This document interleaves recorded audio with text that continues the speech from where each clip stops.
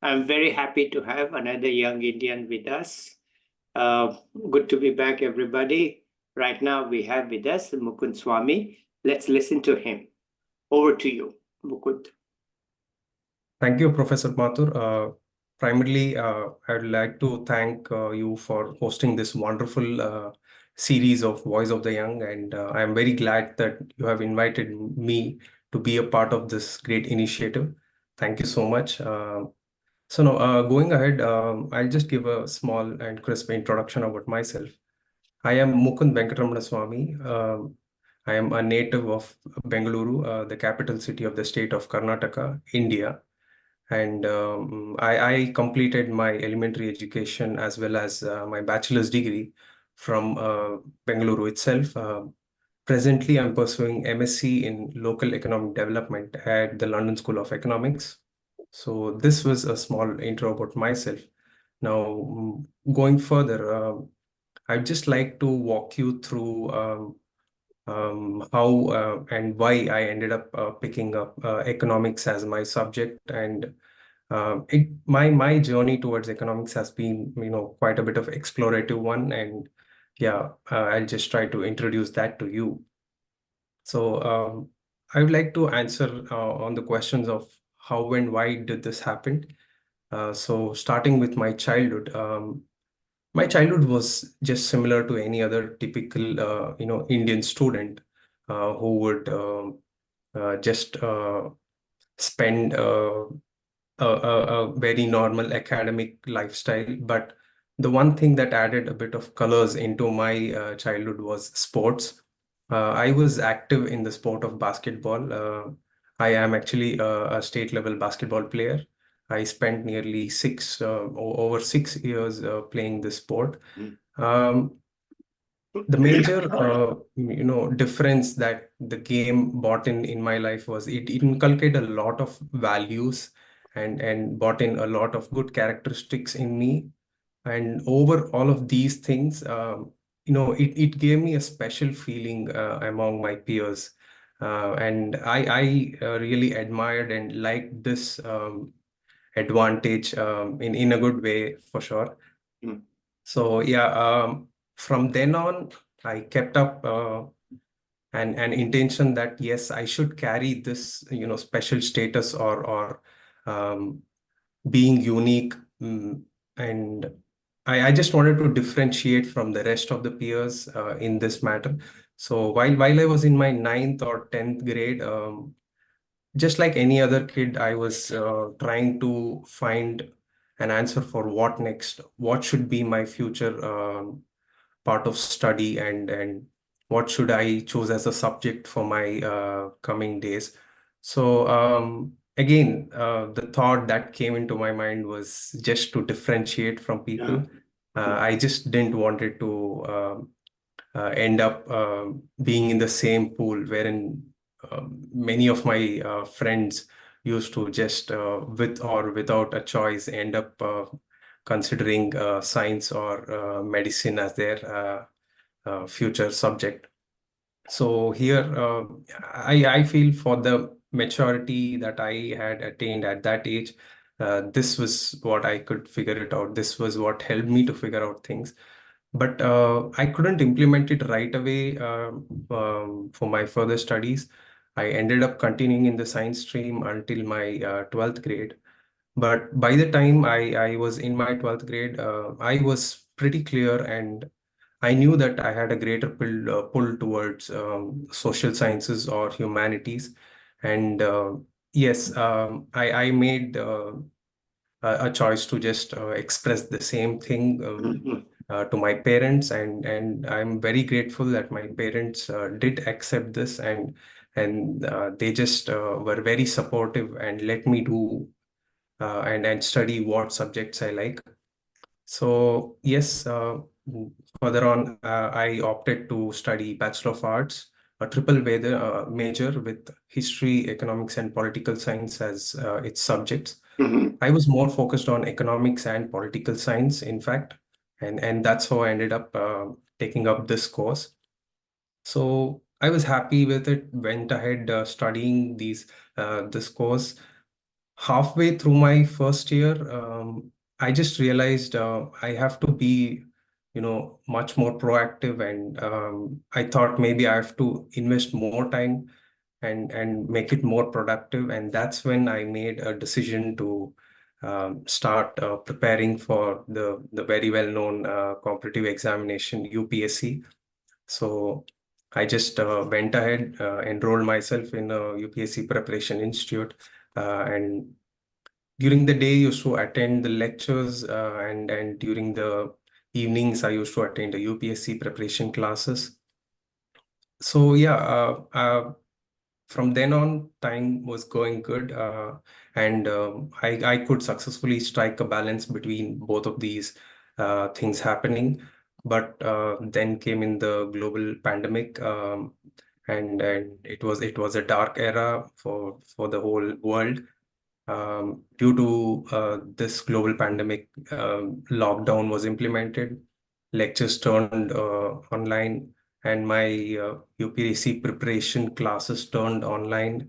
And I feel I still have the feeling that it was a very bad time, and very bad pages in the history, but still focusing on my career, or being a student, I felt those times turned out to be very productive for me, very helpful for my future. Um, Apart from the online classes and the UPSC preparation things that were happening, I tend to find much more leisure period for uh, exploring my interests and exploring myself. And I just started to involve myself in many other things, try to make a couple of YouTube videos, and then slowly found my interest in stock market, started learning about stock market, and I even started investing with small amount, and slowly found the learning interesting, borrowed some money from my grandfather's savings and invested a bit more. I was happy with all these things happening, but still in Mhm. my hindbrain, there was one thing still running, asking me the question of what next after this. So I knew that I had to narrow down much more further for being specific on my future studies. So from then on, I just started to read a bit of stuff, read articles, go into some of the research papers, and the major thing that helped me a lot to bring in a clarity on what I should do was the UPSC preparation. Uh, UPSC preparation, in fact, involves a vast variety of subjects, be it history, economics, political science, geography, Indian polity, Indian constitution, world affairs, and science and tech, and many others of such. So keeping a touch and following all these subjects on a daily basis did bring in a lot of clarity of thought in me, and it helped me to filter out to two major focuses that I just derived.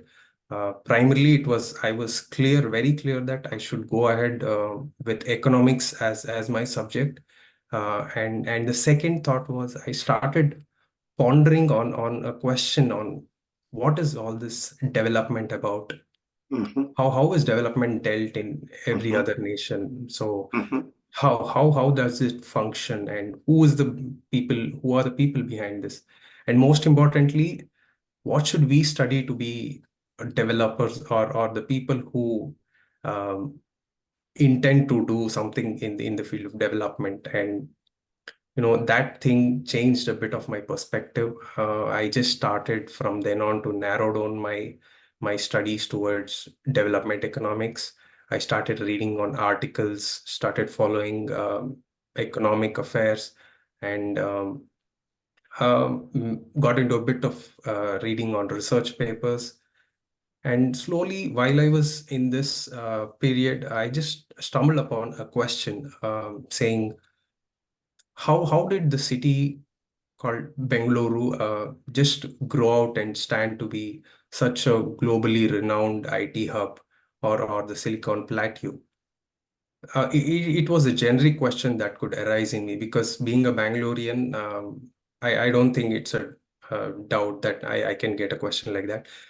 So once I got this question in my mind, I went back and started to make some research or get into the depth of what was all these happening behind the growth of this big city.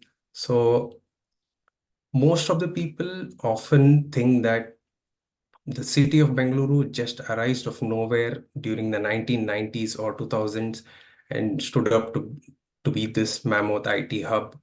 But the history tells a different story. It goes back to more than 100 years from today, wherein the then ruler during the 1900s, the Maharaja of the Mysuru province, had been a very development-oriented person, and in 1911 he set up uh, a Mysuru Economic Conference, which was a confederation of thinkers, experts, and economists back in that era. So an economic conference back in that time was way beyond time. Um, as he was an ambitious person, he did make these efforts, and the outcome of this economic conference were remarkable. Mm. To name some of them, during India had implemented the compulsory primary education only during 2009, wherein this economic conference had implemented it way back in 1913. And as a result of it, um, during 1951, when whole of India could achieve only 18.5% of literacy rate, the province of Bengaluru itself could achieve 45% literacy rate, which Yeah, was remarkable. yeah. And I feel this was the first pillar of uh, towards the development of Bengaluru. And it's just very generic that when there is good education going in, it ultimately results in concentration of um, talent and skills. So coming up to the second pillar, looking at this concentration of talent, the central governments jumped in to base some of the public sector industries there, be it ISRO, um, BHEL, BEL, NAL, HAL, and many as such public industries. And adding on to that, I can even say there were around 40 out of 77 research and development institutes held by the government of India, again based in Bengaluru. So this was a second kind of pillar that came in.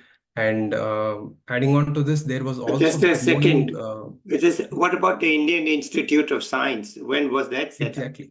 Indian Institute of Science was the direct product of the Wadayar himself.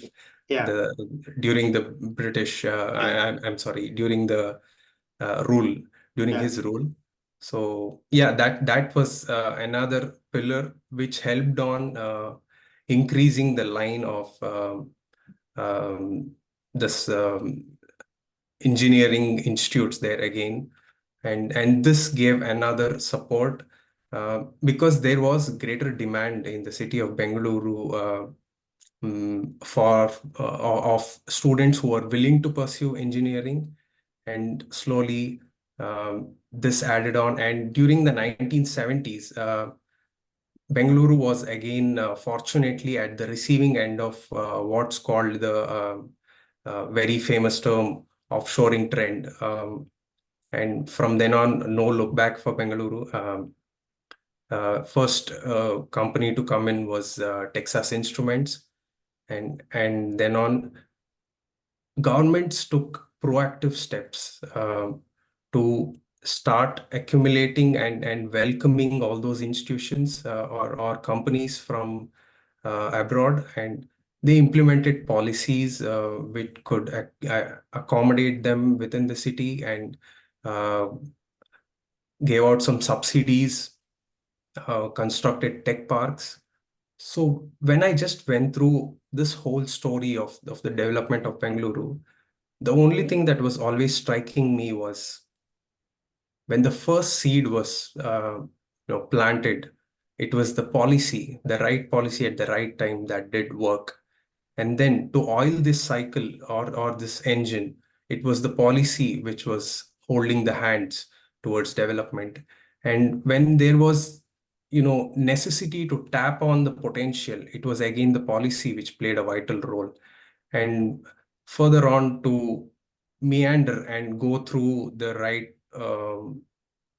differences or face the economic challenges, it's again the policy which comes in. So I was just very clear after this that policies or the government policies, when they are playing such a vital role, I think I should be in this field and make my contribution here and invest myself into this part. Yeah. Further on, then on, I just tried keeping myself invested into this. I finished my bachelor's, worked for maybe 1.5 years, out of which 9 months I spent in a government-held research institute. So by this time, I had even applied for the LSE and fortunately got a seat here.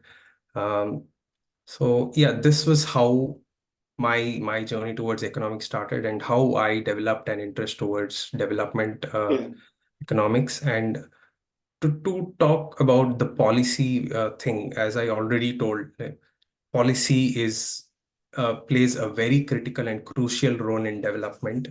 And policy can either act as a precaution and sometimes as well a cure.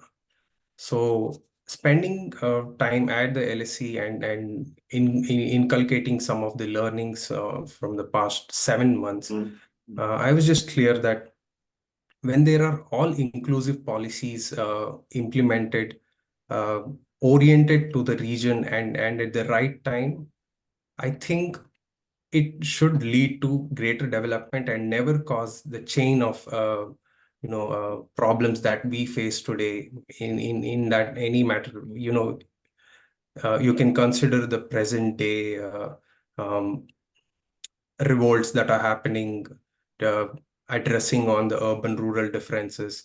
When you can even see today farmers marching towards Red Fort, Delhi.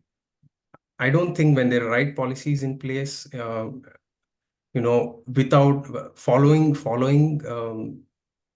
the thought of orienting it to their needs, without having a consideration that one policy fits for all, it should be, a greater move. And policy has this prime key towards development. And yes, I am still in the process of evolving myself and trying to push myself towards this um, policy issues. And I would like to devote my future career as well as studies into this. So yeah, that was a bit of my thoughts into this. I'm sure there are many people would like to hear from you something more personal, specifically what does it take to get into LSE and how do you finance it? You don't have to give out more details than you want to, but a lot of people would say, well, how did he get into LSE? It's a top institute. How's he financing it? So just tell us what you want to tell us. Getting into LSE is just a process of evolution, like just how I told you, the interest should be organic, and you should make a good narrative of yourself into the SOPs, and the interest should be felt as very genuine. And if you talk about the funding part, there are many institutions or fundings that you can surely derive from, but you can even be self-funded as well, as what I am presently done with. So yes, it's just be genuine and you don't need to mask anything. I think that should be enough. Okay, all right. And how is it to live there? What's the Living here, atmosphere I like? think it What's the is, atmosphere like? in terms of living here, rents are a bit costly, I can say yes. But apart from that, the atmosphere is very good. The LSE cohorts and the communities very welcoming.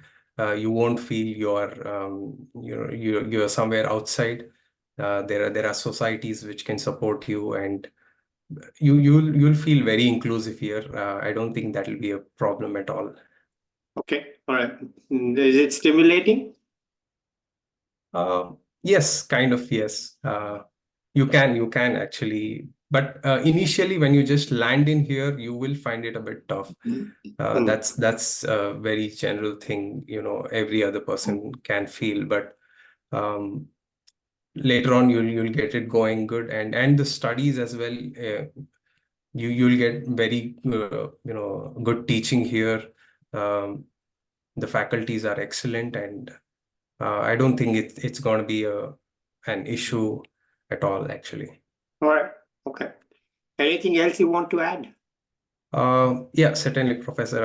I'd just like to extend a sense of gratitude to whoever who has been my support and stood by me directly or indirectly, be it my teachers, guide, friends, colleagues, and a special thanks to my family, my parents, my brother.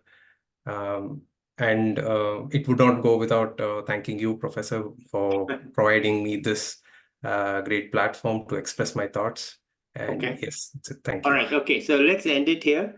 And I'll be back with another young person or an expert soon. Bye, everybody.